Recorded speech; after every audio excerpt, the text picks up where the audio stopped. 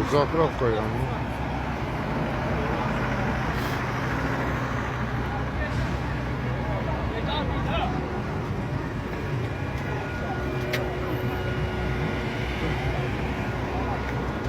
O niye yaptı?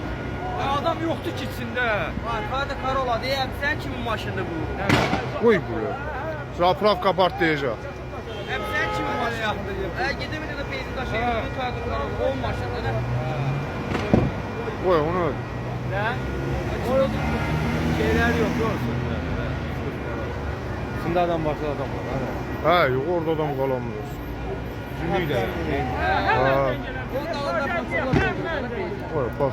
Hemen yana kimden gelen? Saat 10 bakı partlayacak. Hemen de gelen. Bu görek o. Zaprafla sonra. Maşın patlıyor. O niye durduğu yerde yansın?